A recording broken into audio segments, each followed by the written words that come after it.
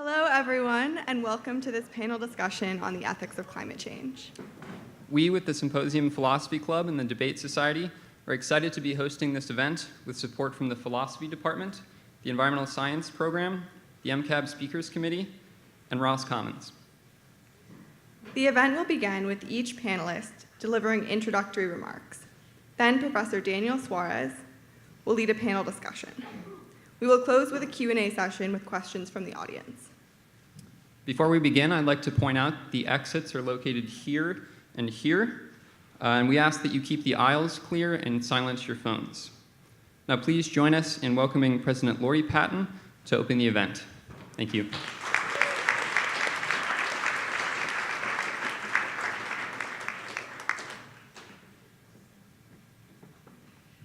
Thanks so much, both of you, and thrilled to welcome all of you here to this really important conversation.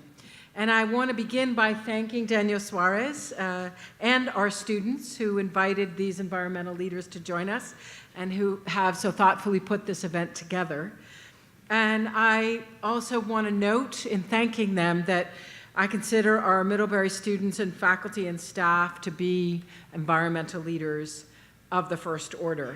I'm especially thinking at this moment of your leadership in helping to formulate Energy 2028, our ambitious new 10-year plan to become a central campus that uses completely renewable resources while significantly lowering our energy consumption, creating new environmental programs of study and opportunities, and phasing out our direct fossil fuel investments from our endowment.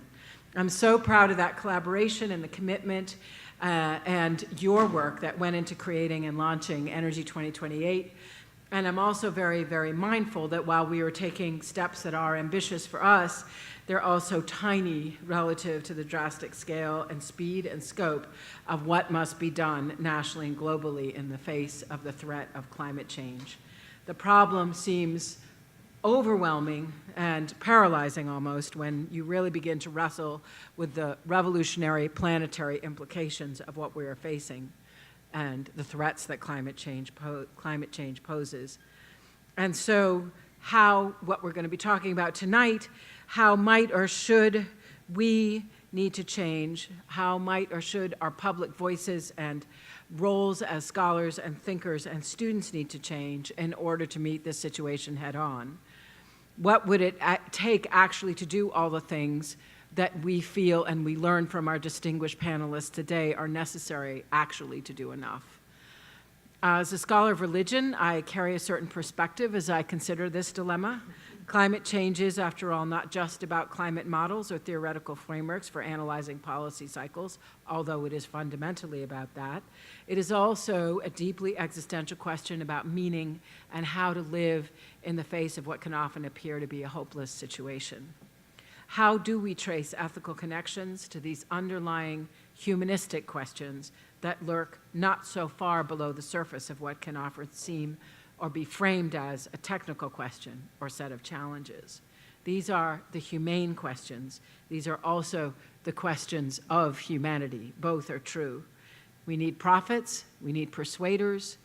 I'm particularly moved by the simple words of François Hollande, the president of the French Republic, when he says that the time is past when humankind thought it could selfishly draw on inexhaustible resources. We now know that the world is not a commodity. This afternoon, these are the questions that will be on my mind as I listen to the panelists today. And with that, I'd like to introduce you to Daniel Suarez himself, who is an assistant professor of environmental studies, trained in human geography, cultural anthropology, and environmental science, with prior experience working in international conservation and development. He works on questions of power, knowledge, environmental justice, and social change, and how they intersect in contemporary environmental politics. And his scholarship ranges in a really impressive way through political ecology, science studies, and critical institutionalism. And he applies an ethnographic approach to his study of environmental policy and focuses particularly wonderfully on the day-to-day practices and lived experiences of the practitioners who constitute environmental governance processes. He also, in the classroom, embraces vigorous dialogue as a means of advancing student learning, dialogue with him, with each other, and with the wider social world in which his students are implicated. And so we're really excited to embrace Daniel's leadership in this area. So thank you, Daniel, and welcome to everyone.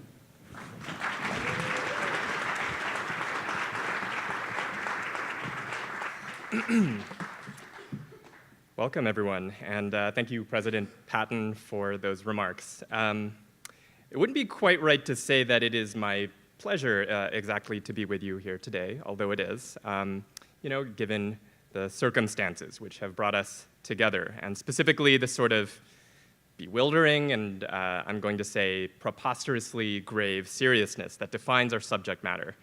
But hey, that's the kind of incongruence that we now are having to deal with in environmental studies these days, kind of an occupational hazard. So I guess it goes without saying that our subject tonight is positively rife with trigger warnings. Now, you read the blurb, so you have been warned.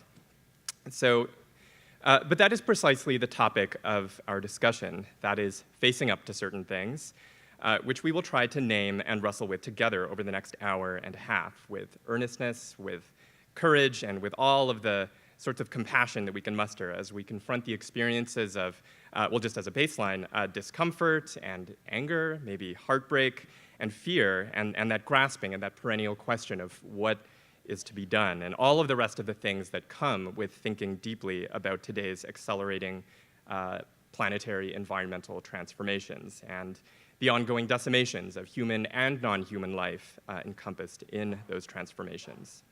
So as we let those revolutionary implications that President Patton just gestured at really sink in, right? When we really allow ourselves to dwell on such a recognition for a moment, it can, in my observations, and to be perfectly candid, in kind of my own experience, it can feel a bit overwhelming.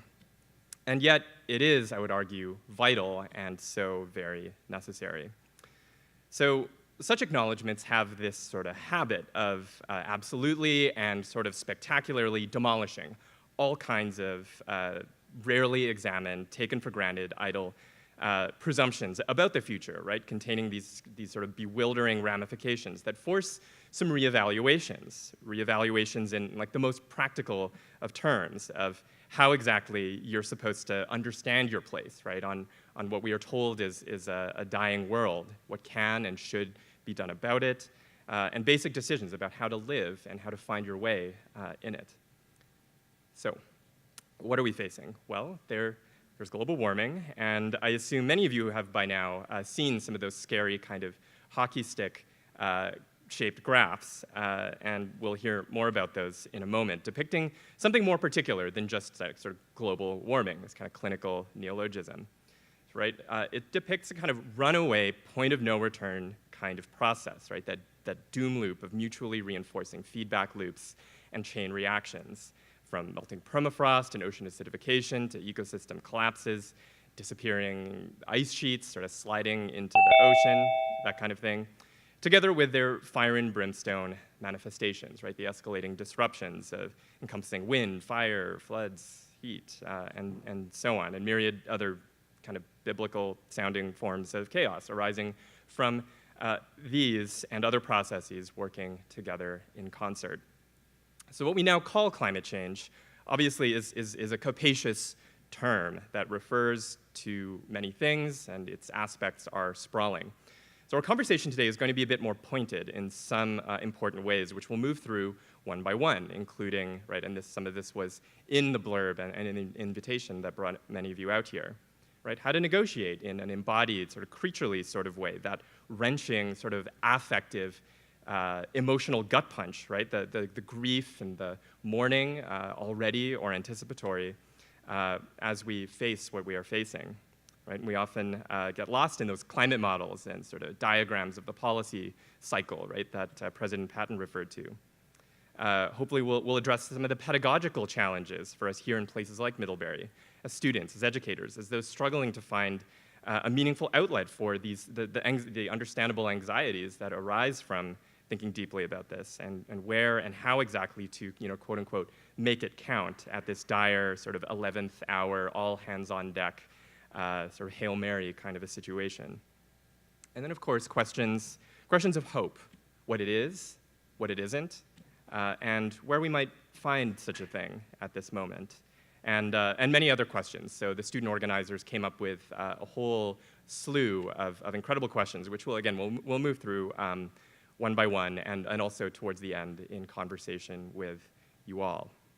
So with your permission, I'm going to just spend a couple minutes abusing my prerogative as the moderator to highlight one particular theme, which I wanted to draw out and invite our speakers to speak to, right? Which centers questions of justice or injustice and inequality at the very heart of our understanding of this momentous historical crossroad, our sense of its character, like what kind of a moment, what kind of a problem we're in, and how we got here, including who the heck this sort of we is that we sort of casually throw around a lot, who that really sort of refers to, and where all of that leads.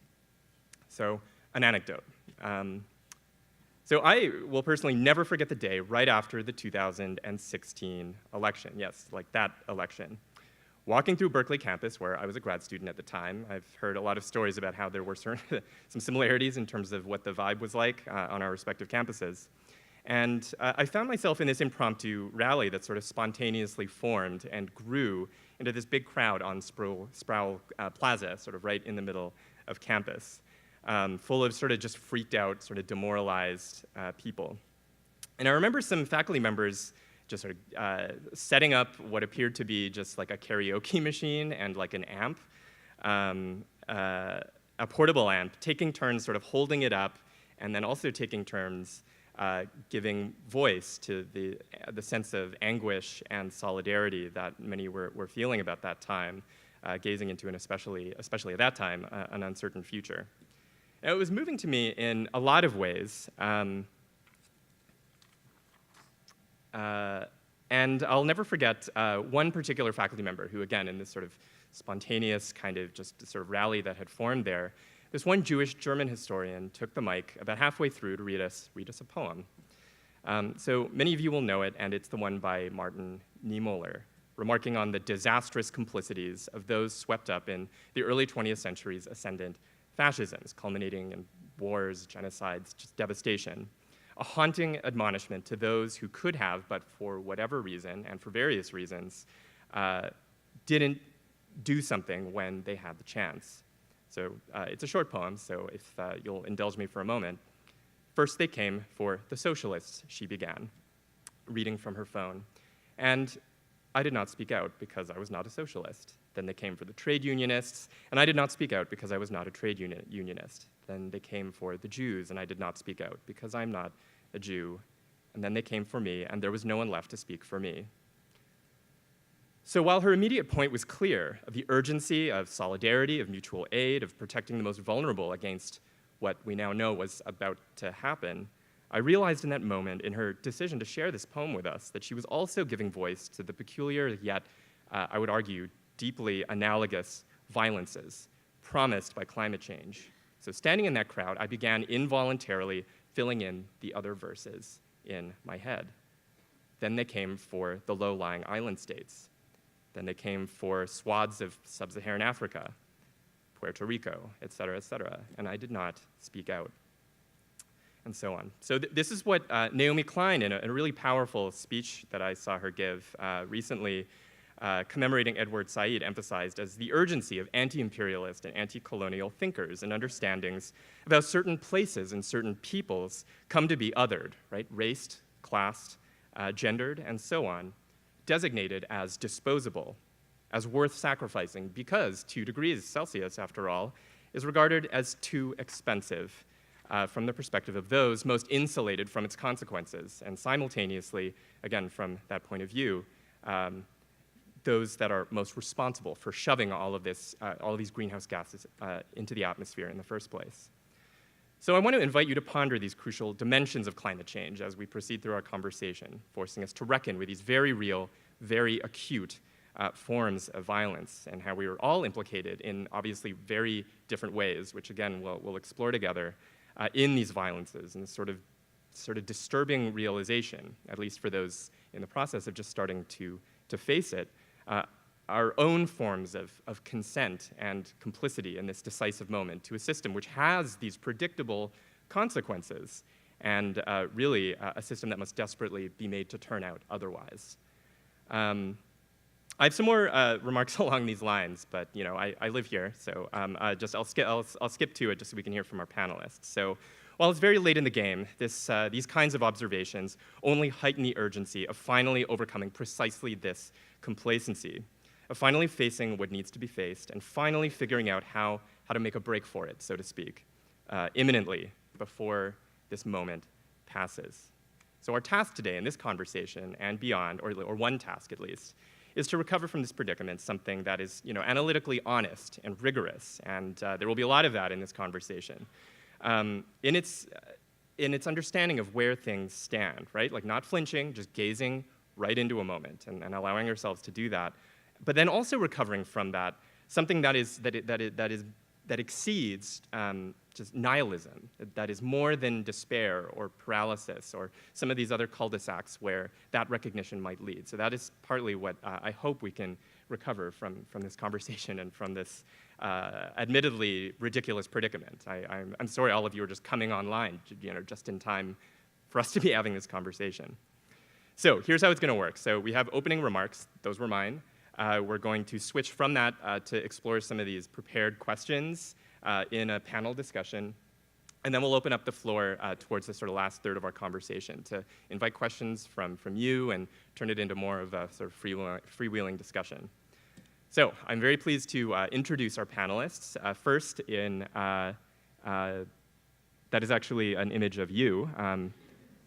Anyway, so Kim Cobb will hopefully appear in the screen in a little while. So Kim Cobb studies corals and cave stalagmites to probe the mechanisms of past, present, and future climate change. She got her bachelor's from Yale and received her PhD from the Scripps Institute of Oceanography in 2002, and is currently a faculty member at Georgia Tech.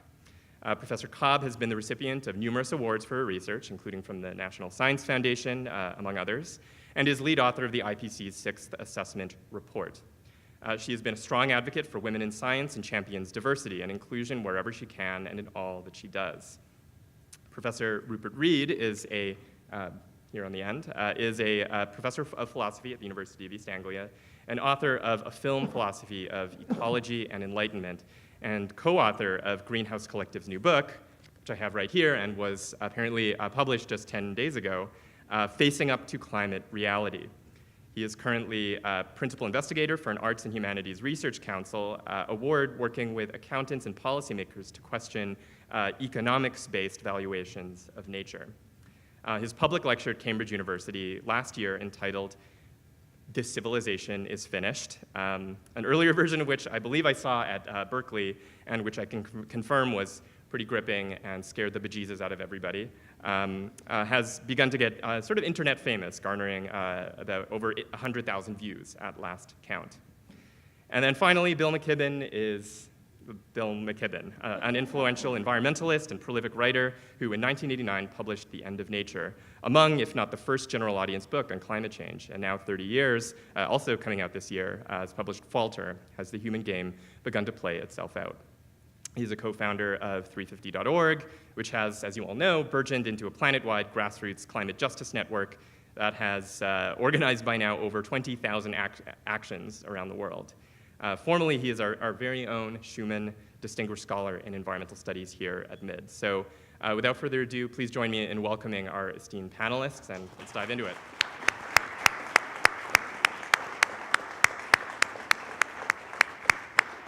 So again, we'll begin with some opening remarks, and then we'll switch into Q&A. So Professor Kim Cobb will go first. She appears to have transformed into, yeah. Okay, so we'll hear from Rupert Read first. And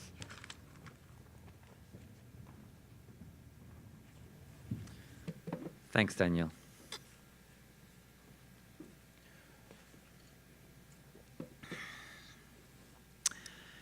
In my remarks, I want to specifically address the younger people listening to this. And here's what I have to say to you. Your so-called leaders have failed you. Your parents, I'm sure, mean well, but they and their generation have failed you. Your teachers, despite their best intentions, have failed you. And we, despite our best endeavors, even we thus far, have failed you. We've all failed you because we are sending you naked and unprepared into a deteriorating future. This Earth is now committed to a deteriorating climate that will be in breakdown for a long time to come. Because even if we stopped all anthropogenic carbon emissions tomorrow, the accumulated heat in the oceans and the accumulated long-lasting greenhouse gases in the atmosphere would go on overheating the Earth for years, decades to come.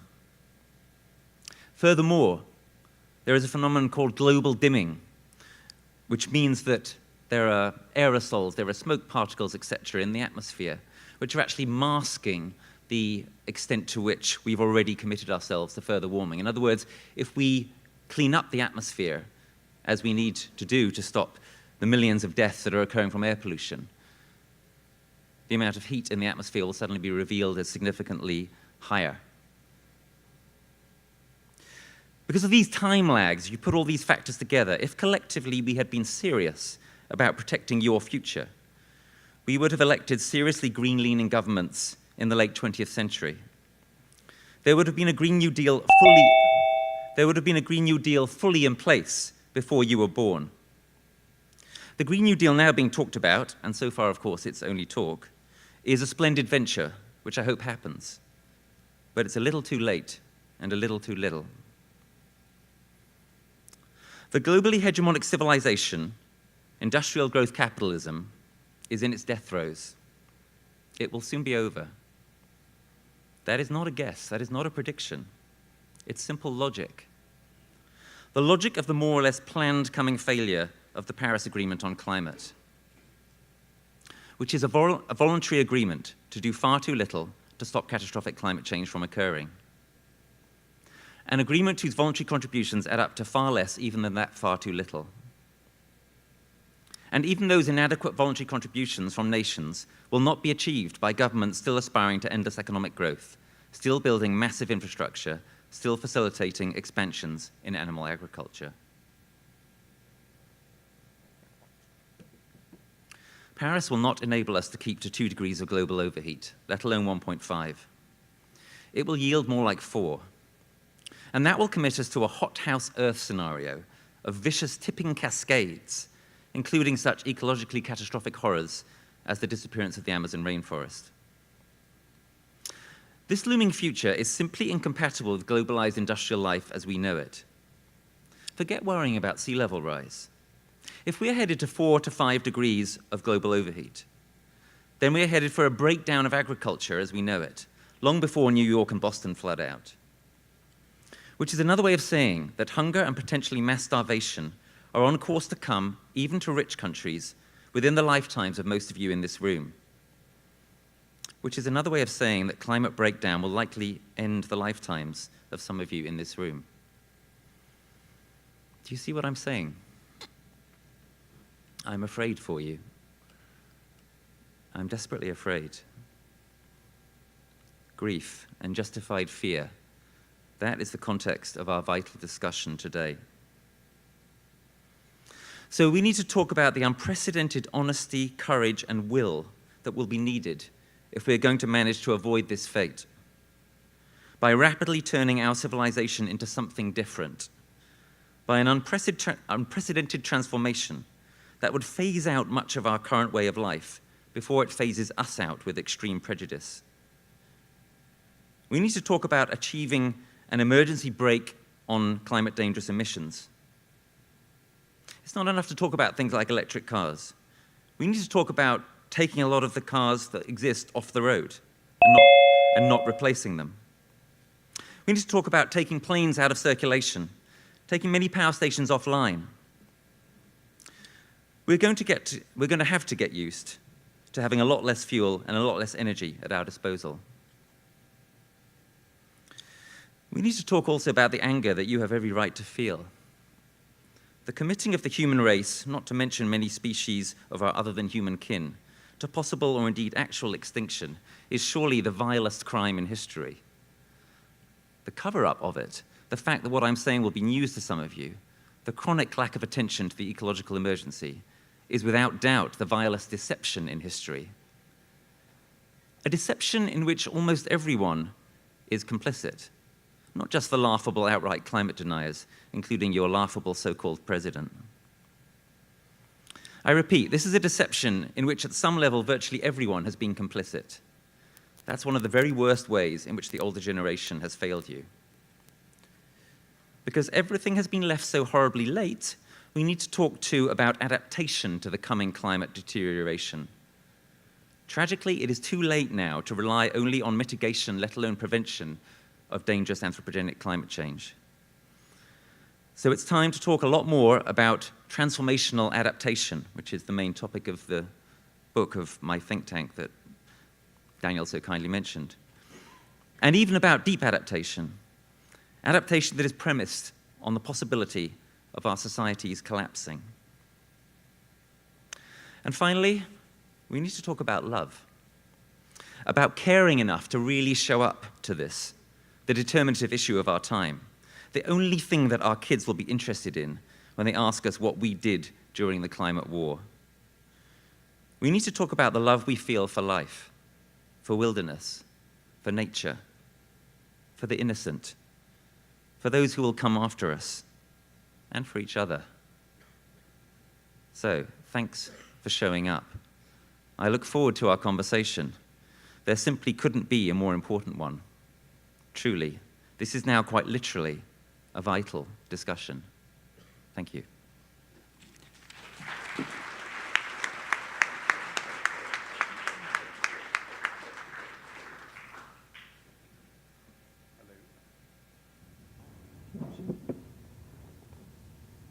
have Kim. Are you standing by? I hope so. All right, let's keep it going. Okay, great. Well, thanks everybody for coming, and thanks for your patience with my questionable internet situation here. But really, first I want to start by thanking the students who have organized this event and who obviously are permitting me to appear remotely, which is still a rare thing in this business, believe it or not, as in climate science. And I really am ever so grateful. So I have two main advantages to that. You may think it's carbon, but it's actually not. The main advantage of that is that I get to preside over this as like the angel of climate change, and, go forth and mitigate, friends. So that's one benefit. And the second benefit is I get to monitor our very voluminous Twitter feeds in real time. So I'm very grateful for that. So obviously, I also want to extend my thanks to President Patton, who has been such a leader in this space, thinking about how can institutions move. There's a unique responsibility for higher education in being a leader right now, and it is really an honor to share the stage with her. I'm not really sure we have the proper lexicon for this kind of thing. But at any rate, I wanted to tell my story today, and it's an honor to participate in this very esteemed panel.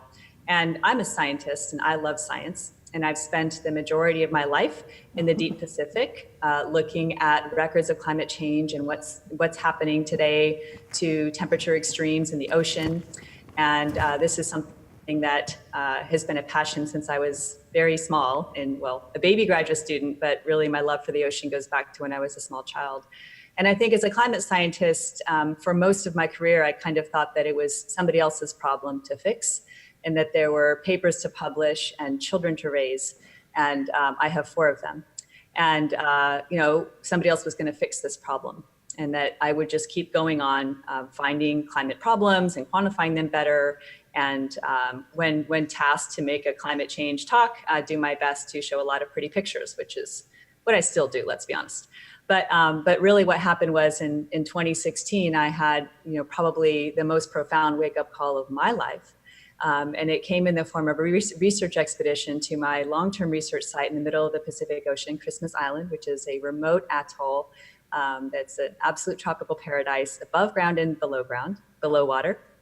And I was there on a research expedition to document what would be the largest El Nino event on record in 2016. And I had the very grave misfortune of watching 90% of the corals at my research site die between 2 expeditions 5 months apart. And these were due to just ravaging ocean temperatures that were about 10 months long, extreme temperatures. And what happened after that, 5 months later, I was back at the island for another expedition when this country elected the current administration to office. So that juxtaposition of here you see that, and there over there is that, that was a crushing event that would change my worldview. And it had to change my worldview. And so what it did was kind of throw me into the masses of kind of ethical inquiry and asking myself some really tough questions about the rest of my life and what kind of role I wanted to play. And so I started just developing an existence, making it up on the fly, because I had no idea what I was doing.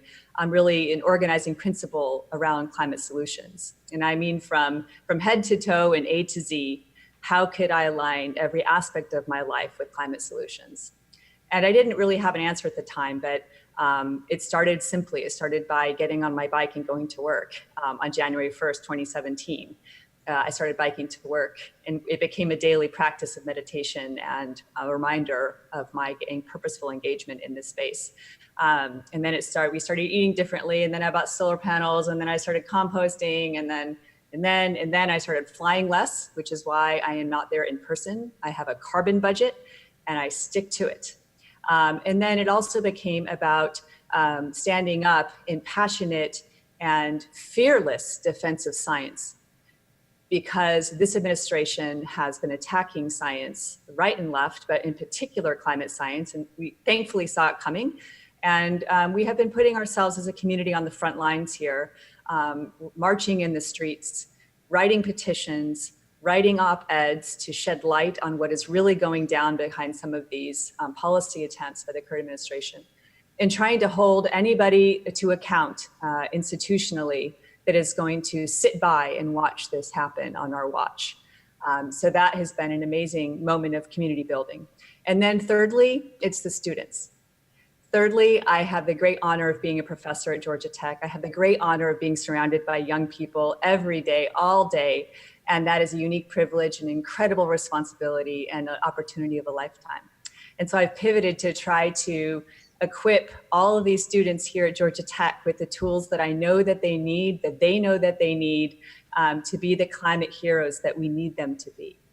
And in doing so, I'm thinking about new classes that I've never taught before, making things up. I've pivoted my entire research program towards climate solutions, working on carbon reduction here at Georgia Tech at scale, and working on adaptation to coastal sea level rise on the coast of Georgia.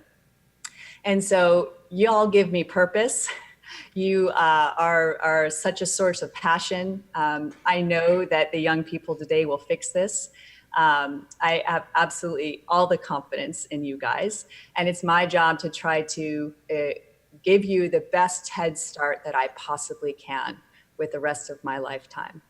And so, yes, it is an all hands on deck moment, and the climate impacts we see crushing down all around us are posing new threats every day. But I've never been happier, and I've never been more hopeful. And I'm eager to participate in this discussion today and get more fuel for all of the work that I know we will do together. Thank you very much.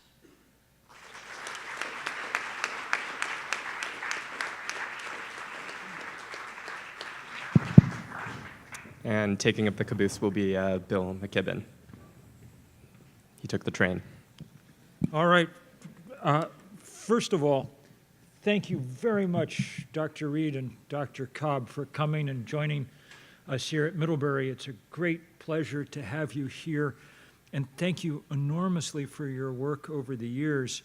I think we shouldn't pass over for a minute the importance of what Dr. Cobb and the other authors of the most recent IPCC report managed to accomplish, which was to add a time element to this question. Finally, people figured out how to begin to get across some of the sense of urgency that Rupert has been correctly talking about. And I got to say, for me, all of this work and understanding comes as a great relief. As Dan pointed out, I've I've been uncheerful about our situation for a long time. The book that I wrote about all this when I was 27, the first book about climate change had the joyful title, The End of Nature. And I think that we've been, underestimating the soup that we're in for a very long time. And no more. Each day's news now brings us some strong sense of exactly what kind of danger we're in. Not prospective danger, but danger that's actually taking place every day. Today was a massive study by teams of scientists who've been looking at every aspect of the Arctic and confirmed that it has moved convulsively out of the physical state that we knew it in the 20th and 19th century and into some very new and unpromising state. We learned also today from another important study that scientists have been dramatically underestimating the rate at which glaciers around the world, mountain glaciers, are melting, and that in fact the rate of melt means that most, if not all, of the world's great mountain ranges will be largely bare by the end of the century on current trends. That is to say, Rupert is exactly right when he tells us that we are in very, very deep trouble. And Dan is very right to point out that this trouble is not something that's a kind of abstract scientific problem, but a huge problem for human beings, and a huge problem especially for the human beings who've done the least to cause the situation we're now in. The iron law of climate change is the less you did to cause it, the more and more quickly you suffer its effects. And we see that everywhere, including on our own border. There's a terrific piece in New Yorker this week really outlining the ways in which the migration from Central America to the American border is a direct effect of the climate crisis and of the drought that it has produced across that part of the world. So, given the depth of this problem, this crisis, the biggest crisis humans have ever faced, the biggest thing humans have ever done, it's a reasonable question to ask why one would even try to keep fighting it, try to keep warding off, try to, as in the term of art, mitigate the damage ahead. And I spend a lot of time working on that mitigation here and around the world. We fight pipelines. We fight for divestment. Our colleagues in Africa, we fight new coal-fired power plants. Our colleagues in Australia, we fight new coal mines, on and on and on. Why would one do that? Well, the answer is, I think, that we don't know precisely what the outcome of this battle is, and much of it remains up to us. Rupert said that if we saw the temperature of the planet warm 4 or 5 degrees Celsius, which is 8, 9, 10 degrees Fahrenheit, we would be in a completely uncontrollable situation, and he's utterly correct. At the moment, we're not committed to a warming of 4 or 5 degrees Celsius. If we did everything right, maybe we'd be able to hit that 1.5 degree target, though I agree with Rupert that the fact that there's at least half a degree of Celsius of temperature rise being masked by pollutants coming largely from Asia, but really from all over the world, means that we're very unlikely to hit that target. Probably in some real sense, we're already above 1.5 degrees. I think it's highly unlikely that we'll meet even the 2-degree target postulated by the Paris Accords. If everybody had kept their promises they made in Paris, the temperature would go up 3.5 degrees, and at the moment, people are not keeping their promises. That said, the Paris Accords everybody who signed on to them knew that, and the hope was that coming out of Paris, there might be the possibility for a kind of virtuous cycle as people found it more easy than they thought to install renewable energy and replace coal and gas and oil. And best efforts of Trump and everybody else aside, which are doing enormous damage and propping up the continuing kind of legacy incumbent industries, there is some reason to hope that that virtuous cycle is still possible.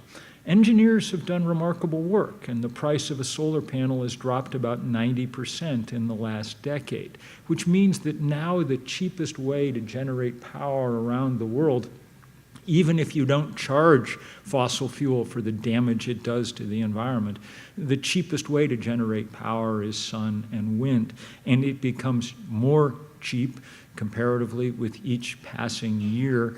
And that's good news. It means that if we wanted to make serious steps, we still have some room to do it. An all-out effort no longer lacks all the technological elements, but it does lack the political elements at this point. Economic trajectories alone will not come close to doing what we need to do in the time we have to do it. And the reason that we drag our feet, the reason above all that we've done so little in these last 30 years is because of the power of the fossil fuel industry. It's spent that 30 years lying to people and about the need for change and using its enormous wealth to make sure that our political systems didn't make the changes that they could have made and could still make. This fight continues every single hour of every single day in every legislative body in the world. It's why it's so important that along with its excellent commitments on renewable energy, Middlebury decided to divest from fossil fuel and add another straw on the back of this particular camel. That pressure is beginning to pay off. We know that the oil company, Shell, this year called divestment a material risk to their business model going forward. There was a big story 2 weeks ago in Politico quoting a large number of coal executives saying they could no longer finance expansion plans simply because divestment had taken so many potential investors out of the possible pool. If one wanted to be optimistic, then what one would say, I think, is that both mitigation and adaptation are kind of headed in the same way. That is to say, the most important thing we must do to end the spewing of carbon into the atmosphere, the conversion from coal and gas and oil to sun and wind, is also one of the most effective steps that we could take towards building a more adaptive society, one that is more localized, more decentralized, and less dependent on huge external forces, the hugest of which is the fossil fuel industry. A world that ran on sun and wind wouldn't be utopia, but it would be a world that by definition was somewhat more local, where people got one of their two most important commodities from much closer to home, and that lacked at least some of the enormous power imbalances that we have now. The reason that the Koch brothers are able to completely dominate our political system and prevent change is because they're the biggest oil and gas barons in the world. A world that ran on sun and wind would still have rich people in it, but it wouldn't have Koch brothers in it, able to own a political party and stop change in the most important places on earth. So I am very heartened by the continued upsurge in activism around the planet. I'm very encouraged by Extinction Rebellion in Europe, very encouraged by the young people who are fighting hard for a Green New Deal, most of them alumni of the campus divestment movement around this country. I'm maybe most encouraged of all by the extremely powerful moral leadership coming from Greta Thunberg and the people who have followed her in schools around the world now, disrupting education as usual with the demand for real change. And I think it's imperative, and keep watching as we try to make this real. I think it's extremely important that adults around the world follow that lead and disrupt business as usual, just as school children have disrupted education as usual. We do not know whether this will add up in time. We do not know exactly how, we do not know, even if we do everything right, quite where we will stop. The best guess is that if we do everything right at this point, it'll probably be somewhere north of 2 degrees, but someplace south of the 4 or 5 degrees that Rupert talked about. And those are unbelievably important distinctions. A world that warms 2 degrees is a world that's going to be miserable and very hard on all kinds of people. A world that warms 4 degrees is going to be an impossible world. So if we can figure out how to stop it somewhere short of that, then it will have been well worth a lifetime's work by everybody who's put a lifetime's work into it. In fact, it's the most important job that humans have. I think the mantra we really need at this point is to adapt to that to which we can no longer prevent, but at all costs prevent that to which there is no adaptation. And those are the twin goals going forward. And if I told you that we could accomplish them, I'd be lying, because we don't know. We have a lot of questions that physics still leaves unanswered, but we have far more questions that politics leaves unanswered. And basically what those questions boil down to is how many of us will build the movement to demand change, and how far outside our comfort zones we're willing to go in that movement.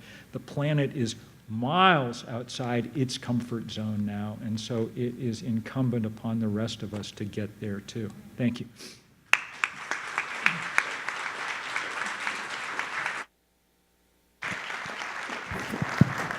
Thank you, Bill. All right, so deep breath. Let's dive into it.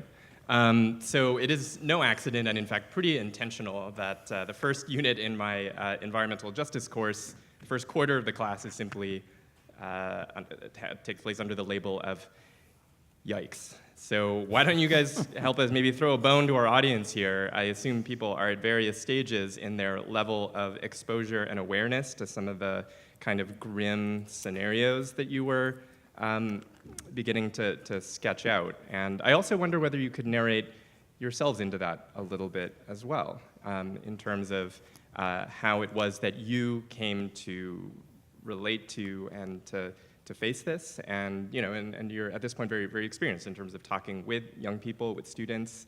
What are, yeah, throw us a bone here. How do we begin to sort of metabolize some of the, and just work our way through the stages of this, what I think is fair to say is a pretty disorienting recognition that we're all being asked to make? I invite any of you to sort of jump in on this question. Well, I'll make a start. Can you hear me all right? Yeah. So I've told the story of how I got to this point of giving this kind of talk, which is I've been involved for many years in environmental philosophy and in green politics and so on. About 3 years ago, I was delivering leaflets for the Green Party in England. And I was passing these gardens, and the gardens contained things like rubbish and BMWs and rusting BMWs, and I was putting a leaflet through a door, and these words just popped into my head. The words that popped into my head were, "This civilization is probably finished." And I carried on leafleting, and it just wouldn't stop inside my head. I went home, I thought about it. And then I realized, no, actually it's in a way kind of worse than that. It's not that this civilization is probably finished. This civilization is finished. Because if this civilization manages to save itself, manages to transform itself into something that actually can be sustained, it will be so different from what we know that it won't make any sense to call it the same civilization anymore. It will be so different, beginning with things like the things that Bill was saying, a radical relocalization, putting globalization completely into reverse. It's an absolute transformation that we need. Anything less than that, winning slowly is the same as losing, in the phrase that is now becoming famous.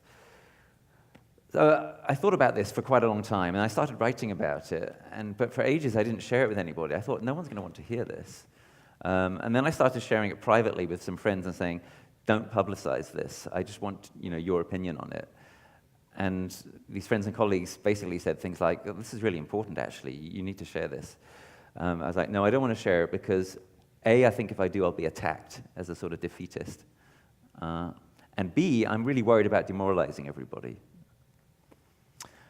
After about 6 months, a colleague persuaded me to publish a version of it anonymously, so that at least I'd avoid the attacks.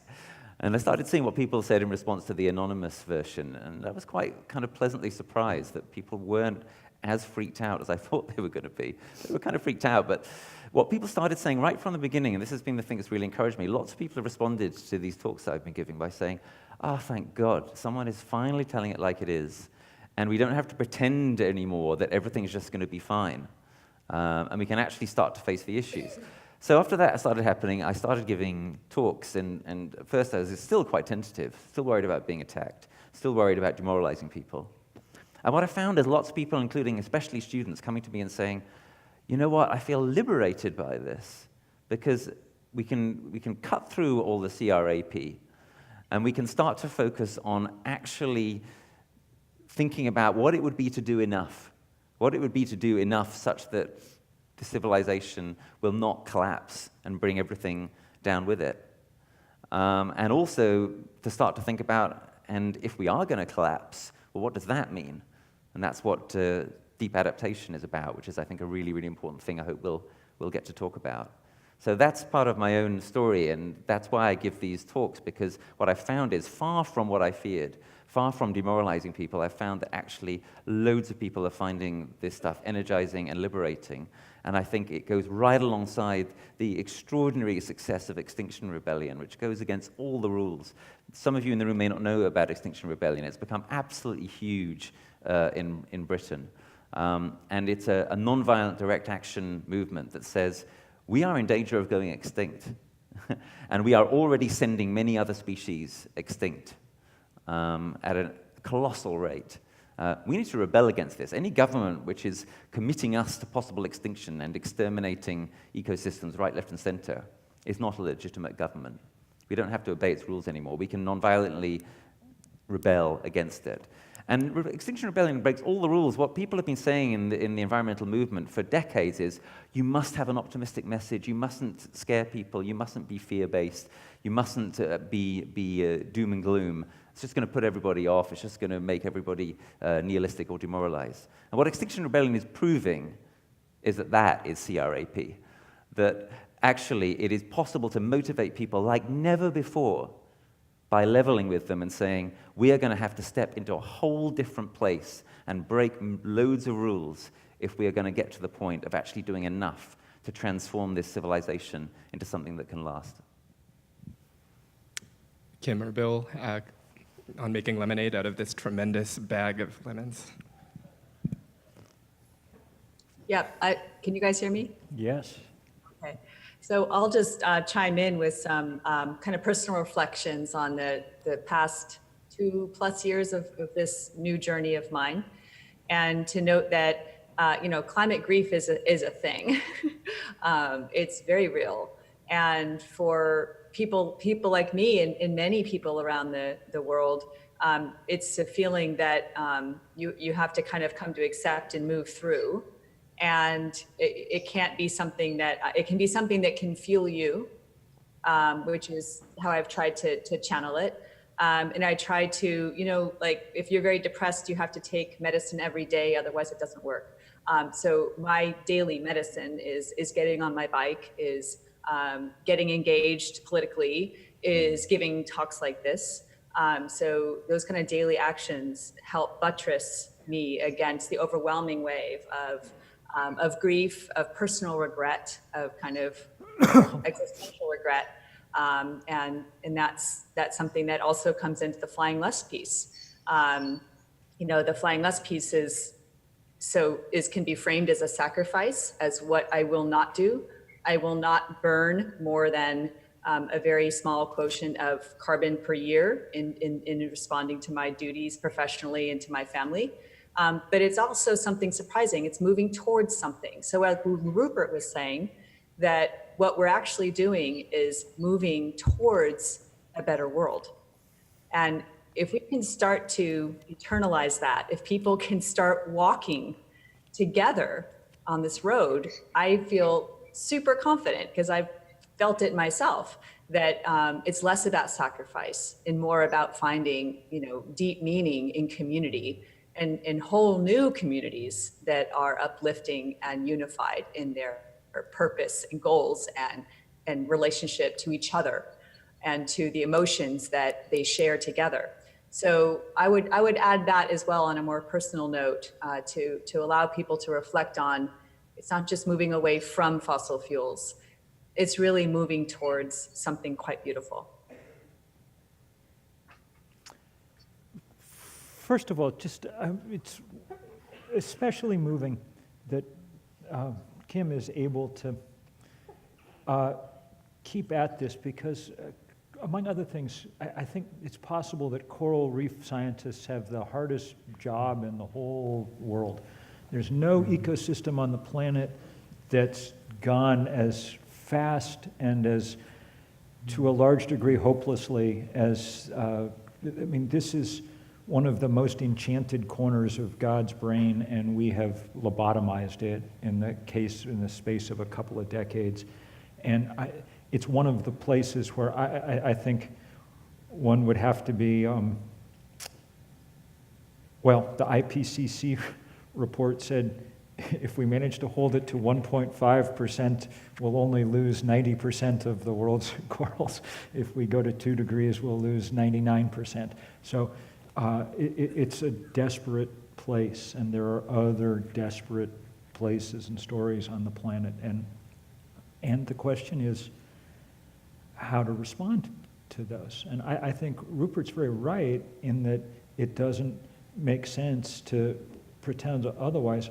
I will disagree slightly only in saying that I don't think that the climate movement has been built on that kind of pretending that things aren't so.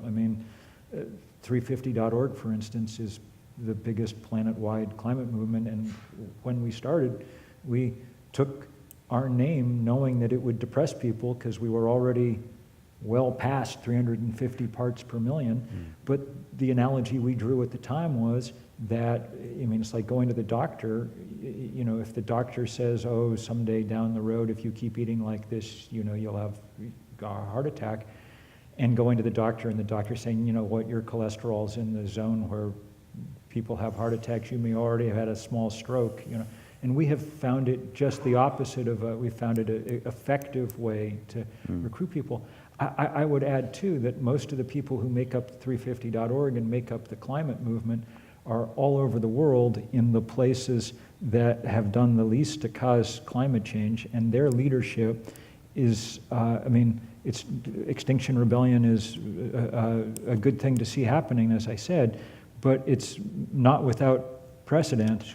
I think of our brothers and sisters in the Pacific and the Pacific Climate Warriors blockading the biggest coal ports in the world in Newcastle with traditional canoes. I think of the pleasure of being out at Standing Rock and watching 300 Indian nations come together to try and, do something truly fundamental in blocking huge pieces of fossil fuel infrastructure and in raising enormous awareness. So there's much to hope for around the world in the rise of this movement. It's led largely by indigenous people and by frontline communities. Now it's led in the past year to a large degree by school children, by 12-year-olds and 14-year-olds and things. And that's very exciting to see. And I think the point is we're at some kind of inflection moment possibly, and we don't know how it's going to come out. It will come out differently depending on how much energy we pour into this movement, how big we're able to make it, how dramatic and how quick a shift we're going to get. None of the outcomes are good. I will repeat. Stopping climate change hasn't been on the menu for a very long time. But slowing climate change to the point where there's some possibility that the poorest and most vulnerable people on Earth won't all be swept over the cliff by it remains some kind of possibility. And it is in their name above all that one must keep up this fight as best as one possibly can. So this was implicit in a lot of your comments already, but getting at those kind of responsibilities and complicities that we were talking about, I know our students were very eager to hear a little bit about how we can make sense of, well, right? Who's on the hook for this thing, right? Where are those responsibilities and our own complicities located? Maybe you could give us some ways of thinking about, right? Is it that shower that you took, right? Is it that meal that you had that had meat in it? Is it, you can calculate your ecological footprint. You just sort of divide that, and then that's your sort of, the kind of responsibility that you have. Like perhaps you can help us unravel some of the sort of prickly and nuanced and complex ethical dimensions of thinking about this problem and how you kind of think your way through them. So I guess I could start. Can y'all hear me? Yeah. Okay. So I think it's a great question. And there's a lot of tension in the climate solutions movement and climate action movement.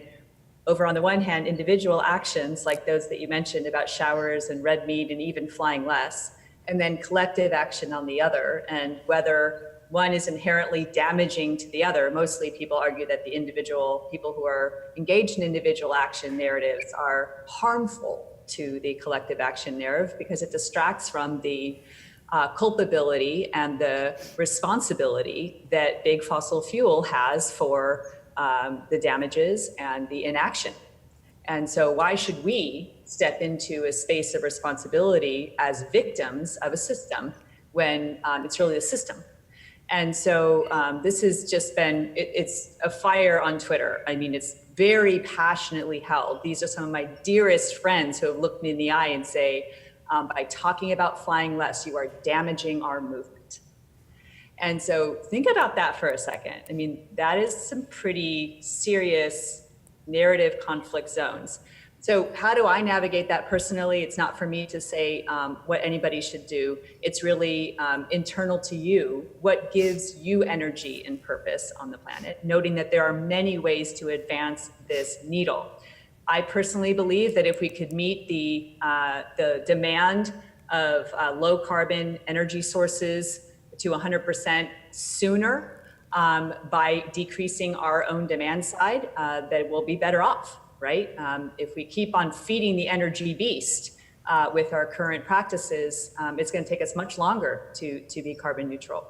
So that's just my own personal take, that it's not going to be fast enough. We already know it's not fast enough because look what my esteemed panelists have said here. It's too late.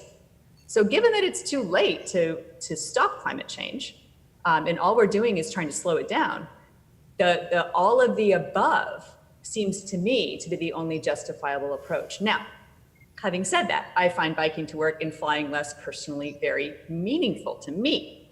It's not for me to say what you should do. Nobody should tell you what you should do. To offer some on-ramps that are meaningful for you. If you want to throw yourself into environmental justice, there's a huge gaping hole in many aspects of the climate action narratives around environmental justice. This has been a term that we hear about now in the last year or two, but even I am getting schooled up. I am learning. I am eager for information and new community building in that area. It's a great place to throw your efforts. That's extremely meaningful work. And then if you want to go write senators, I have my senators on speed dial. You want to write your senators, you want to write letters, you want to work with institutions, do it. And then there's another third category of action, which is what I call a mid-level action. So where between the individual level and the collective level, where do institutions like Middlebury sit? Where do institutions like Georgia Tech sit? Where does the institution of the city of Atlanta sit? These are areas where individuals can band together in relatively small numbers and move a very big needle, actually, very quickly. And that's a great area for students to engage in, thinking about that mid-level, which is so often forgotten between the individual and we're going to have comprehensive climate energy policy in DC. There's a lot to be had in the middle there, and that's where I also focus a lot of my effort. So I think Kim's right that we need everything. And therefore, I'd encourage everybody to engage in individual actions, as I try to do as well, to reduce one's impact.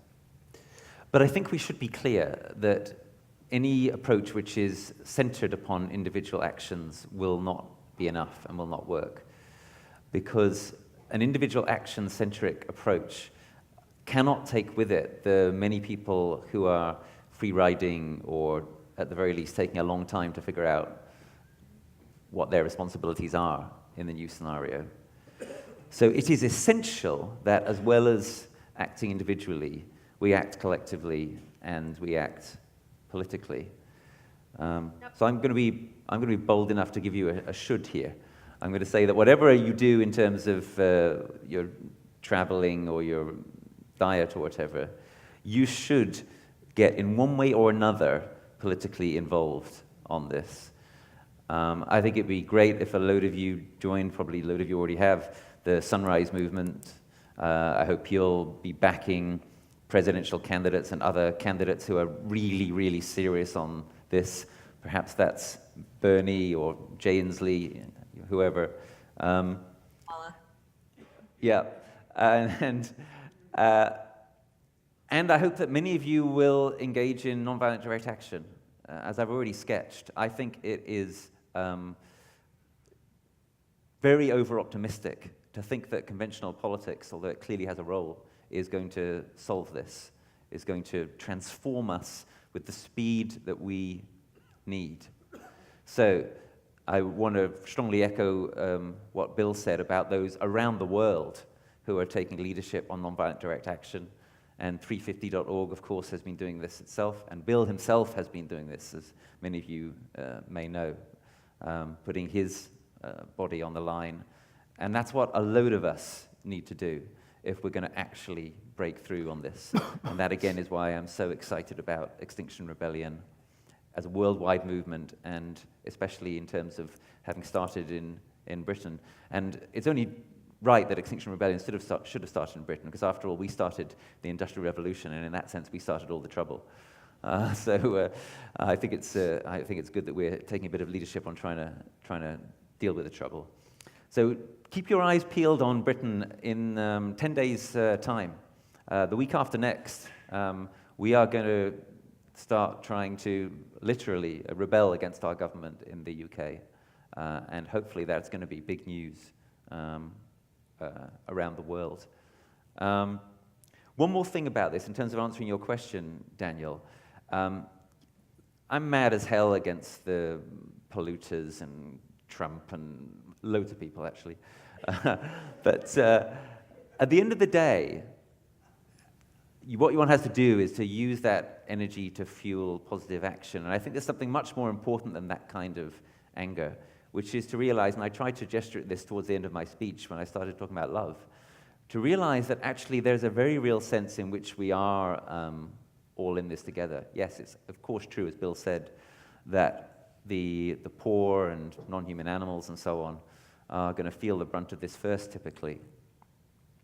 But if societies around the world collapse, if civilization as we know it collapses, and that is, I now think, highly likely, then it's not just going to be people in low-lying states or poor people or so on who are going to feel it. It's going to be pretty much everyone.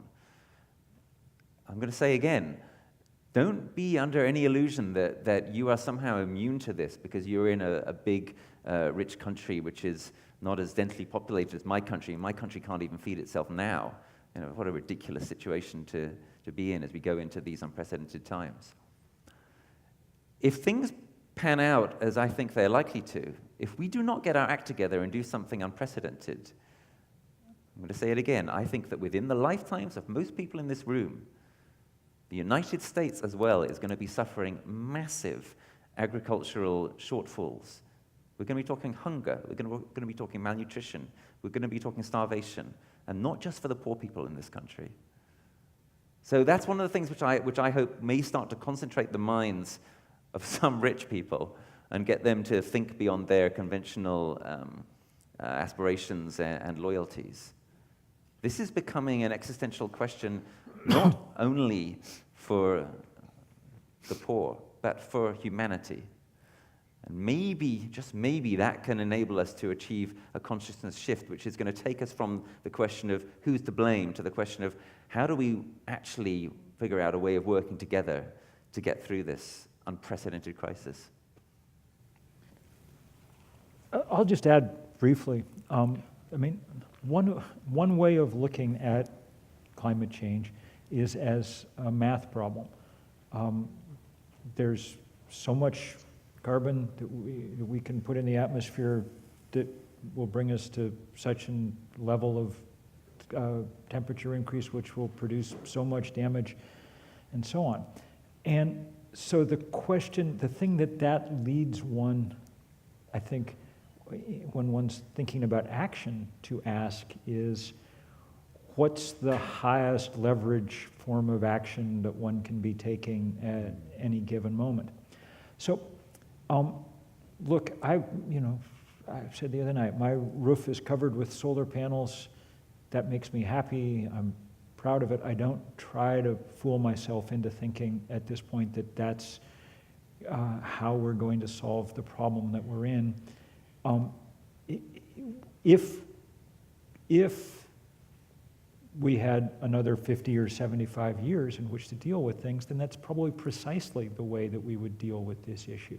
Humans work best when they change slowly and non-traumatically, generation by generation. But sadly, in this case, our adversary is physics, and physics is not interested in what would make things easiest for us. It just does what it does.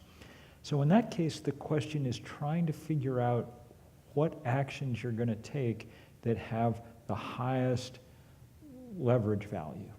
And the good news is that we understand more and more about, as political scientists, about how potentially change happens. There's been a lot of work over the last 2 decades on trying to figure out what it meant, the kind of development of nonviolence as a tool in the 20th century, because it developed spontaneously, and all of us who've engaged in mass nonviolence have been kind of making it up as we went along. But we have an idea now from a lot of sort of large data set that if you can get roughly 4%, 5% of the population engaged in a movement, then that's usually enough to produce large-scale change. Another way of thinking of that is apathy cuts both ways, you know? So when we go out and if we can rally a lot of people to fight against the Keystone Pipeline, we don't find rallies of 100,000 people fighting for the Keystone Pipeline, you know? It's like we have the oil companies fighting, and that's plenty and hard, but we can make potentially some progress here, but we do not have spare decades anymore to make any missteps. So the things that we need to do have got to be as strategic and strong as possible. I think that the kind of key link in the system is the political power of the fossil fuel industry. And that if we're able to break that political power in some real way, then the chance for kind of zeitgeist change is enormous.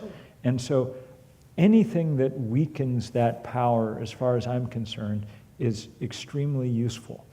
Now, I don't think we have time to weaken it one consumer at a time, even though, as I say, paradoxically, I'm quite happy it means a lot to me to put up solar panels and live in other ways that make sense.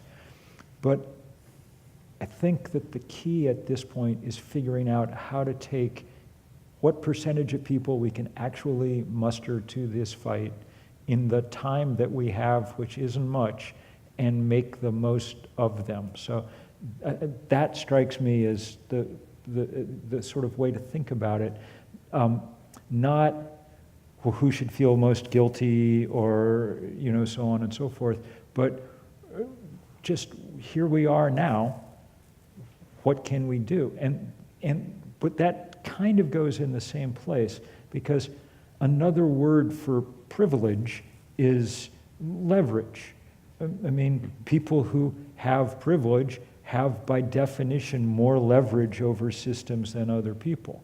So that means that one has to figure out, even as one's working to reduce the imbalances of privilege on this planet, one has to figure out how to use what leverage one has. It's why it was so important that Middlebury took its $1 billion, which is a fair amount of leverage, and said, Exxon, screw you. We're not interested anymore. And that's a powerful kind of statement.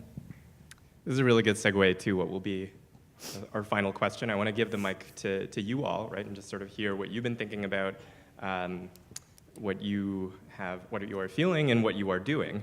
And what will be? Do we have some mics floating around? I guess sort of an open question and a comment to kind of.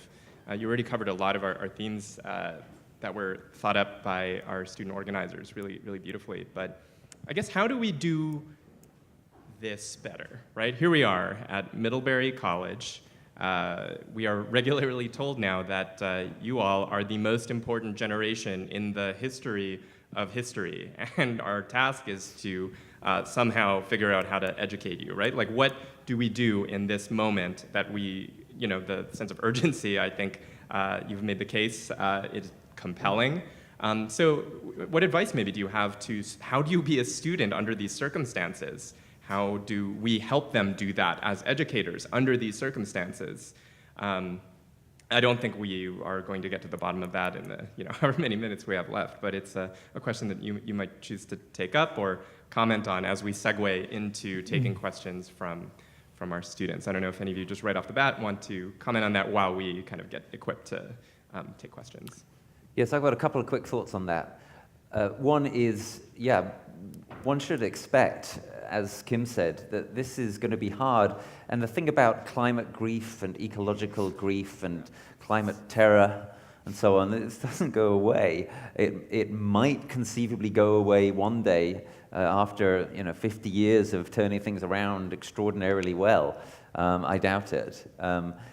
It doesn't go away, and it kind of just keeps ramping up, at least at the moment. And in that way, it's unlike grief for example, a member of one's family who has died, which can be horrible and can last a long time, but does tend, after a few months or a few years, to gradually diminish or weaken. This isn't like that. So you need to expect that it's going to be really hard, and that means things like don't keep it to yourself. Make sure you're talking about it with people. It means things like consider bringing it into any counseling or therapy type situation that you have. There are groups now that are specifically looking at this. There's an organization, for example, called the Climate Psychology Alliance, which is specifically interested in this. There's my friend and colleague, Joanna Macy, who was my teacher, and she has brilliant tools to offer on this. It's called the center of her work is called The Work That Reconnects, which offers brilliant ways forward on this. And we need to talk about all of this. We need to share it. We need to share our feelings and our hopes and our fears. And the other thing I would say is just to reiterate what I said before, which is I think this can be liberating. So if, for example, you're a student kind of thinking, all right, so what am I going to do in order to get myself a secure job and a house and a nice big garden and 2 kids and a dog and a good pension and so on? You can be liberated from all of that. Yeah? You can be liberated from the assumption that that's the most you can aspire to. You can be liberated from the assumption that that is something you can actually expect. And you can be liberated for something far more exciting, which is, hey, what about being part of the generation which did its damnedest to actually save the common future, not just for my kids, but for everybody else's kids? That's a rather greater ambition to have. And you know what? You kind of have to have it now. You've heard this. You can't unhear it. You can't unlearn it.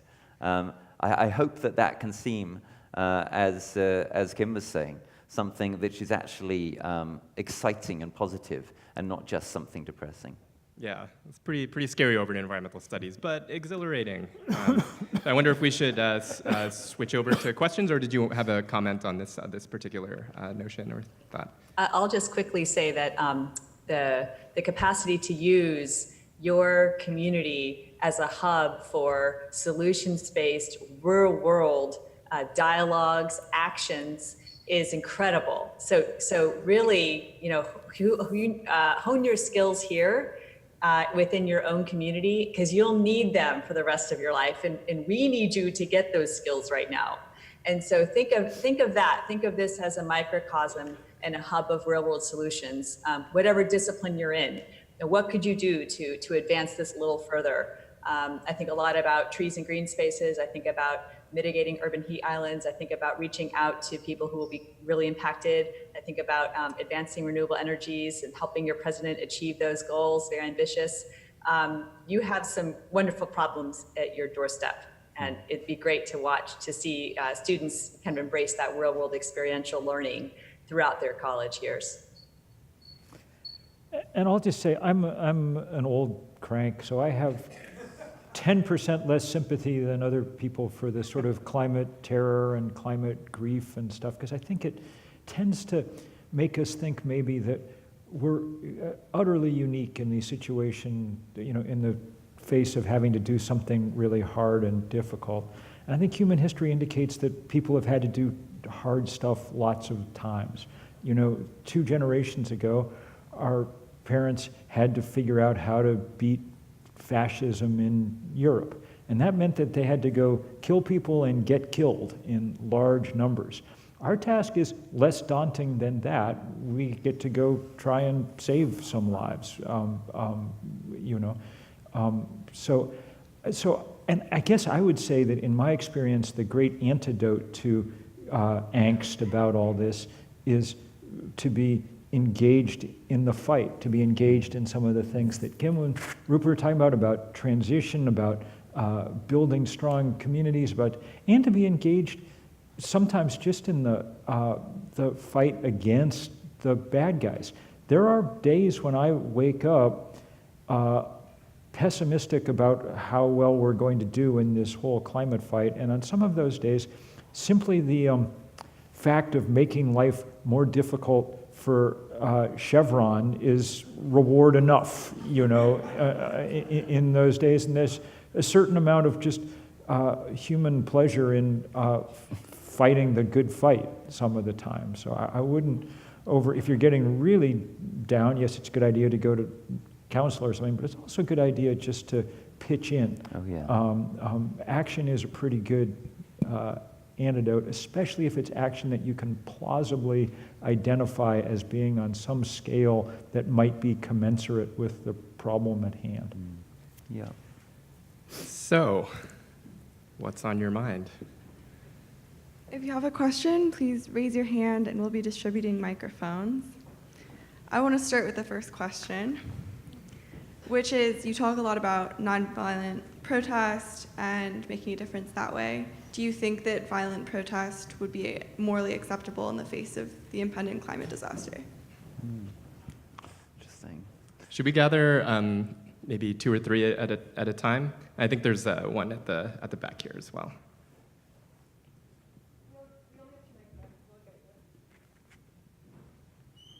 Go ahead.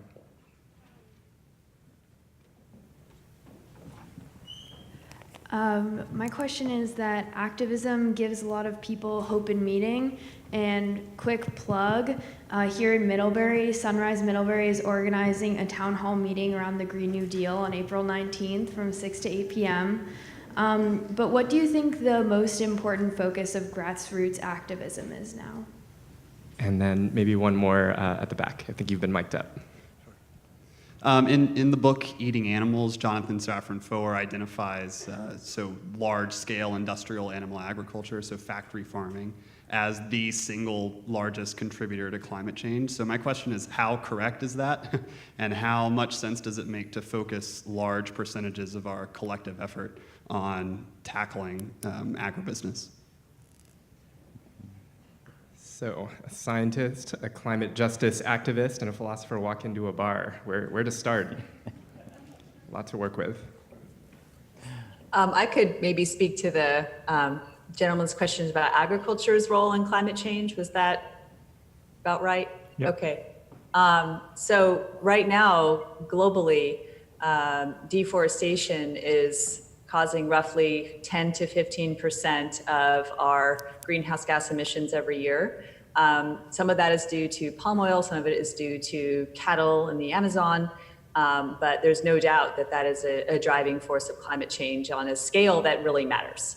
So the deforestation piece. So if we could just stop deforesting the tropical jungles, we'd be starting to close this problem that we have in a very big way. So that's one thing. And the other thing, of course, is study after study after study has shown that consuming red meat in particular, with its water-intensive practices, the maturity, long timeline to maturity, land use, and then there's a methane link to cows, is definitely the most single largest kind of dietary choice that you can make to mitigate climate change. So yes, where we think about diving into that whole mess first, I'm not the one to say, but definitely as a climate scientist, I look immediately at deforestation as one of the low-hanging fruits, and cattle play a role there. And then you get the wins of not facilitating an incredibly energy-intensive way to raise that particular livestock. I think that's just right. We think that, agriculture is not the single biggest contributor. We think it's, depending on how you measure it, 18, 20%, something like that, of greenhouse gases. So that's a huge part. Not as big as the use of fossil fuels directly, but in fact, industrial agriculture is basically a system to use oil to produce food. And so anything that interferes with that, like a price on carbon or anything else, helps move us in the right direction. But yeah, an easy personal contribution that will also make you healthier is to eat less red meat that doesn't come from a cow that you can personally identify, in the landscape. As to focus of activism, I think right now, I'm so glad that the Sunrise Movement stuff is spreading here, and the Green New Deal is unlikely to pass as legislation anytime real soon, but pieces of it and the impulse behind it are changing the conversation, because it's the first piece of legislation that exists on the same scale as the problem, i.e. that's as big enough to imagine it taking a serious bite out of what we're doing. So it's a very good thing to push for, and the harder we push for it, the way that political life works is if you push hard enough for that, you'll get something, along the way, and then come back and push some more and harder, and we'll get some more. And that's how it works. As to the question of violence, yeah, I do think it's immoral, but I also think it's highly ineffective. To take up arms against the people who have all the arms is not a smart strategy. That's why the development of nonviolence as a kind of technology in the 20th century was so important. It's the tool by which the many and powerless are able to stand up to the few and powerful. And we now know from instance after instance around the world that there's no guarantee it'll succeed, but statistically it's much more likely to succeed than violent uprising. I think just for the reason I outlined. It doesn't mean that it's easy in any way. It's hard and getting harder. The US is busy passing all kinds of laws to make it very difficult to do things like protest pipelines and stuff. One can read that as a strong endorsement of just how useful a technique this has been over the last decade. It's not easy, and it requires a certain amount of well, I don't know, I mean, I guess it requires a certain kind of courage, but having now done it a number of times, I can tell you that going to jail it's not fun, but it's not the end of the world. The end of the world is the end of the world. And that's why we do, some of the stuff that we do. So such good questions. Yeah, great questions. I'll carry on with the violence question. I'm not sure that violence against the system which is committing us all to mass death would be immoral. But I completely agree with Bill that certainly in societies like this one and mine, nonviolence is just more effective. The authorities want you to become violent because then they have a good excuse for repressing you. And if you're consistently and carefully and strongly nonviolent, then you place them in all kinds of dilemmas as to what to do. And that's very often how radical movements in the 20th century succeeded. I think part of the literature that Bill had in mind that he mentioned earlier, which I want to particularly recommend, is a book called This is an Uprising, which documents this in some detail by the Englers. I would add that Bill says going to prison isn't much fun, and I think based on my very small experience of that, I agree. I would say, however, that engaging in nonviolent civil disobedience can be incredible fun. In Extinction Rebellion, we have the best fun. I mean, when you have 1,000 people who just walk into a road and there are only like 100 policemen and they can't stop you, and you have a party in the road, but then you're having fun. And then the police start arresting some of you, and then they realize that there's no way they're going to be able to arrest all of you, and then they give up. And then you have fun for the whole of the rest of the day. When you start getting sufficient numbers of people together, nonviolent direct action starts to become easier and easier, and you actually have less and less risk of being the one who goes to prison. When you've got 5,000 people blocking bridges, as we had in December in London, there's no way that the police are going to put 5,000 people in prison. But you can sure have a hell of a party with 5,000 people. And to come to the grassroots question, then, I'd say there's so much to say, and I agree with what the previous speakers have said, but I'll just add a couple of things. One is, I'd say, yeah, absolutely. Let's engage in grassroots action of the kind you mentioned. Also, I would highlight the importance of relocalization, the importance of the transition town movement, the importance of permaculture, the importance of what in our book, Facing Up to Climate Reality, we call transformative adaptation, which essentially includes things like changing our cultural systems locally. It's not enough, as I said, to focus only on mitigation anymore. We must now focus on adaptation because dangerous climate change is here and it's going to carry on getting worse. But the other thing I would add to that is do also consider engaging in grassroots action as part of something much bigger. In other words, I think it'd be fantastic if Extinction Rebellion or 350.org or Sunrise or whoever did some nonviolent civil disobedience right here in Middlebury at some point. But I also think it would be fantastic and in the long run likely to be even more important if you use that as a kind of training for doing something much bigger at some central or national, if you will, location. So, part of my vision for what I hope will happen in America, especially if our rebellion starting next week gets somewhere in Britain, is I'd like to see 10,000 people or 20,000 people or 50,000 people say, well, there's a million things you could do. Surrounding the Capitol and shutting down Congress when they're about to do something stupid, or surrounding the Federal Reserve and shutting them down when they're about to do something stupid, or surrounding the stock exchange and shutting them down before they get the chance to do something stupid, which they do most days.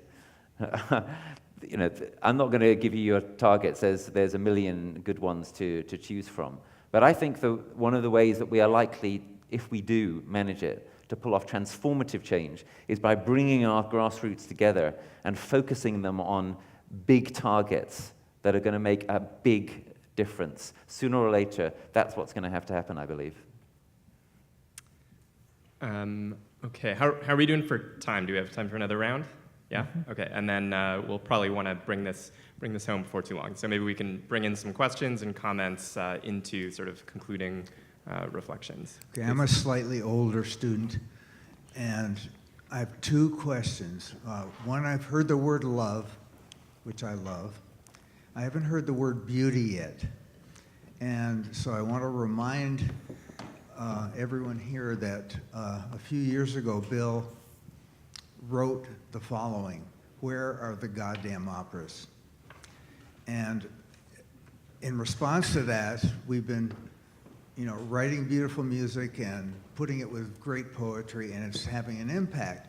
And so I'd love for you to talk a little bit about the cultural response that really does tend to turn and make a huge contribution when you think about the seeing gay couples on television, how quickly that became a way for people to totally change the way they were responding to. The other thing, I would love no one has mentioned drawdown as a component of our response to, that is carbon sequestration, all the technologies and the other things. So would love to hear any comments on drawdown.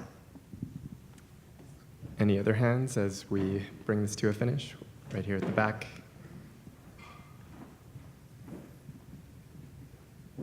Hi, thank you. Going off of the discussions around how important nonviolent direct action is, and the fact that this is called the ethics of climate change, and thinking about how we have 11 years, is it, I can't speak for anyone else in this room, but is it ethical to spend the next 3.5 years of my life in college when we have about 11 years to tackle this problem? You have people taking semesters and gap years off to work with Sunrise, and so I'm just wondering if this is the best use of my time, basically. That's great. And then one at the bottom, and then let's bring it home. Yeah, I just have a question. It seems like there are so many different approaches that people take when they talk about how to talk about climate change and how to think about climate change, whether it should be an individual response or a collective response, whether we should push corporations or politicians. And I'm just wondering, are there any historical precedents that you guys know of that we can look to that are examples of such massive shifts in consciousness, and I would say it's fair to say existential threats to our species? Because so many people, I think the number of people who are actually really worried about climate change, at least in this country, is much, is so small that, even if everyone who's really worried about it right now does everything that they can on an individual level, it won't be anywhere near enough. And like we have mentioned, the possibility of making enough political change that there would be, top-down restrictions on emissions and stuff, that's not likely to happen. So what can we do, maybe drawing on psychology and like I said, on any historical precedents, what can we do to try to just wake more people up to this problem and, I guess just broaden the base of the number of people who are thinking about this and who realize the seriousness of the situation? Fantastic. So we've got love and beauty, historical precedent, sort of our understanding of psychology, and then my favorite, why stay in Middlebury? What are we doing here? Let me take a pass because I can't tell if my co-conspirators there are trying to chime in. So super quick, to the gentleman that just spoke, I point you to the Yale Climate Communication website, please Google it, where you will see that 70% of Americans actually want to solve this. 70% of Americans define this issue as important to them personally. These numbers are going through the roof. I've never seen such a public opinion poll change so quickly, except for the first years of the current administration. But at any rate, it's impressive, and it's something that I hope all of you in this room take the time to do, because we think of this as, you know, we are us and those people over there don't get it and they don't want to help and we'll never have the change in DC. It's actually not true. People actually tell you in that sub-questions that they are favoring carbon regulation, carbon taxes, subsidies for renewables. Down the line, they are lining up for the changes that we know are important. So please go check that out before you start forming the basis for what can and cannot happen in this country, because I'm telling you it's moving fast and we will get this done. So I don't know about the historical precedent. I'll leave that to somebody who's more history savvy than me, but I will speak to the young lady in back about whether you should stay in college. Of course you should stay in college, said the college professor and mother to four. You know, we need people with really diverse skill sets and having gone through deep learning. And so you might ask yourself how you can get a deep learning experience in Middlebury. That's another good question. But we really need you to have all the experiences that you can get. You're building an incredibly powerful network here that you'll use for the rest of your life as well. So please keep that in mind, not a small deliverable on an education. And to the other gentleman about love and beauty, I actually did say it's not moving just away from fossil fuels. It's moving towards something very beautiful.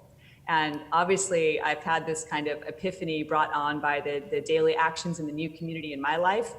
One of my favorite speakers on this subject of philosophy and climate change is a woman named Catherine Wilkinson. Please look her up as well. She's amazing. She talks about our hearts breaking wide open. And that's a phrase that I think is just stunningly beautiful and poetic. And when I ask myself what's possible, I go there to that heart broken open image in my brain.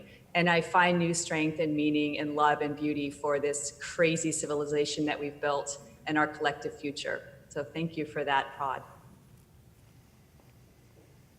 So, yeah, great questions. On the beauty question, I want to mention Edward Abbey, great American author, not always 100% PC, but really, really worth reading. I'm just reading his extraordinary memoir, Desert Solitaire, at the moment, about his love for the beauty of the desert in this country. And he's got this marvelous quote that's relevant, which is why I thought of him, which is, he says, be a part-time rebel, be a part-time fanatic. Make sure that you don't spend all your time manning nonviolent barricades, but spend some of the time out in nature and with non-human animals and so on, remembering why it all matters so very much. And I try to do that, and I hope we all do. In terms of how we wake people up, I think we can wake people up by taking them into threatened nature. I think another very practical thing you may be able to do to wake people up is share the live stream of this event.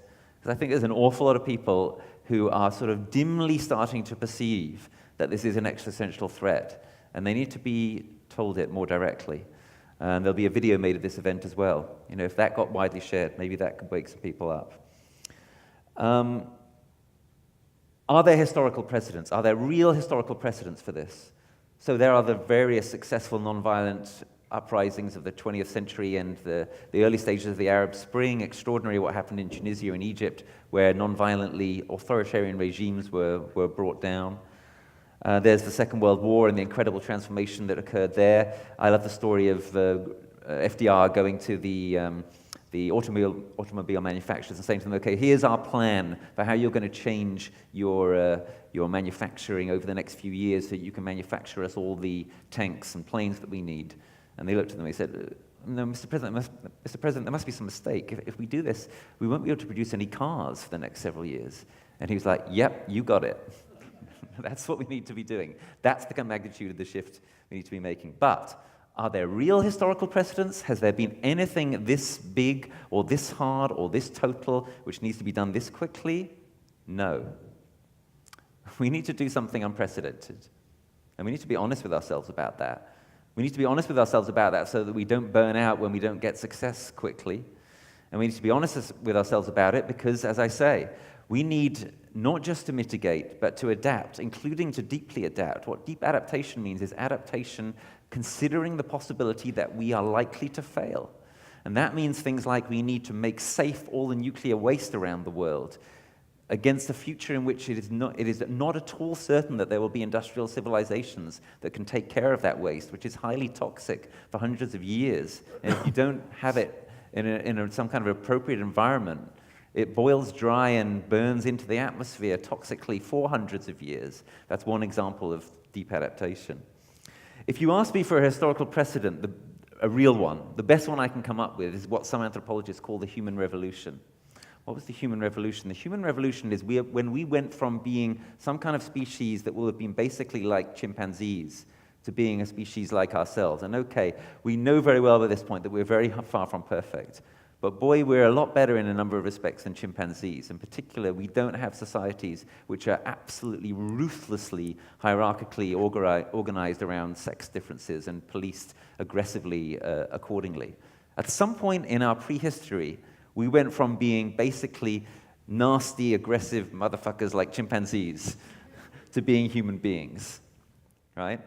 That's the kind of magnitude of the change we need now. We did it then, so maybe that gives us a little bit of hope. And remember what Bill said, this is really, really important. Nonviolent direct action can succeed if you get 4% of the population really seriously on your side. So that's just one person out of every, what is it, one person out of every 25? Maybe we can do that. Drawdown, well, here I have a different opinion probably from at least one of my fellow panelists and perhaps from the questioner. I'm not in favor of carbon reduction machines unless they're trees. I think they're the best carbon reduction machines, the best drawdown machines that exist. What we need to be doing is not investing in dubious geoengineering schemes. What we need to be doing is restoring biodiverse ecosystems all over the world and drawing down carbon naturally. It can be done. Natural climate solutions, natural drawdown solutions, that's the way forward. And finally, I'm going to disagree with Kim again in relation to the question about whether you should stay in college or not. Look, I'm not going to tell you should leave college. But I want to come back to what I said earlier. This situation does free you from conventional expectations. Until very recently, almost everybody in this room was, I'm sure, thinking, well, obviously I'm going to go to college, and then obviously, I get a job, and so on and so forth. You can think of yourself as being liberated from that now. Yeah, maybe the best thing for you to do is to stay in college and whatever, become a researcher in this area or a teacher or something. But maybe not. And I think it's really up to you now. And lots of people are making all sorts of unexpected decisions, putting careers on hold, all sorts of things to commit themselves to this struggle. Very, very final point on this. You said we've got 11 years. Actually, in a certain sense, we've got 1.5 years. Don't take my word for it. That was Antonio Guterres, the Secretary General of the United Nations. He says, unless we make a serious start at turning this entire thing around within the next 1.5 years, then we're not going to be able to finish that job of turning things around within the next 11 years. So we have to start transforming everything in the next 18 months if we're actually going to do this. Now that, I think, concentrates the mind. We're talking transformation. Let's make it happen. Absolutely. So let me just very quickly, I think what you were talking about was Paul Hawken's book, Drawdown, and which is a really good book, and it's not about sucking carbon out of the atmosphere. It's about a whole list of things like educating women and so on and so forth. It's very much worth your time to take a look at. Look, I think Kim's right, that we're actually pretty close to some kind of zeitgeist shift here. And that's the prize that activists fight for on issues as big as this one. It's not a piece of legislation, it's a shift in the zeitgeist, a shift in what people's sense of what's natural and normal and obvious is. And when that happens, and there are lots of things that are pushing us in that direction right now, some of them are scientific studies, some of them are activism, a lot of them are Mother Nature. The polling in this country took its most decisive shift in the week or two after the fires in California. Watching a town literally called Paradise literally turn into hell in half an hour had a sobering effect on a lot of people who were sort of can't happen here kind of way of mind. So that shift in zeitgeist is possible, and one of the ways to make it happen and make it stick is precisely to be working on not just the scientific and economic aspects of this, but the cultural ones as well. Environmentalists have been better at appealing to whichever hemisphere of the human brain it is that likes bar graphs and pie charts, Left. and less good at appealing to than the right that likes music and art and has a visceral reaction to the world. And it's one of the reasons why, say, at 350, one of the first people we ever hired was an artist in residence, and it's some of the most important work that we do. This question of zeitgeist and of shift and of culture, to me, goes directly to this interesting question about staying in college or not. And I'm going to offer a slightly different take here, because I think that, look, a college education is a very good thing, and you got tons of smart professors teaching smart courses and stuff. On the other hand, I mean, once you learn to read, your education is more or less on you, you know, in the sort of the deepest sense. That said, college strikes me as extraordinarily important for some other reasons too. And these go very much along the line of what Rupert was saying about the world that we're going to need to build. College education, the 4 years of college, are a completely unusual event in the American lifetime, because they're the 4 years when you live more or less the way that most human beings lived for most of human history. That is, you're in close emotional and physical proximity to a bunch of other people. And sometimes that's a pain in the butt when somebody is playing the stereo too loud at 3 in the morning, or has put off the fire extinguisher in the hallway, or what. I mean, it's like, okay, enough of this. But mostly, it's incredibly rewarding that there's always someone there to bounce things off of, and people to engage with and have fun with and do things with and talk with and whatever it is. When alumni come back for reunion and wander across campus saying, those were the best 4 years of my life, it's more that than, you know, Sociology 201 that they're remembering, you know, in they're doing it. Now, that's really important because it's training for how to live with other people in useful ways. One of the great sadnesses of American higher education is that we take it as our duty to train you to earn so much money that you never have to live that way again, okay? That you can go off and purchase your own large home far apart from other people and be lonely and use an immense amount of energy and compensate for your sadness by buying an immense amount of stuff, and on and on and on and on. Okay? But it doesn't have to be that way.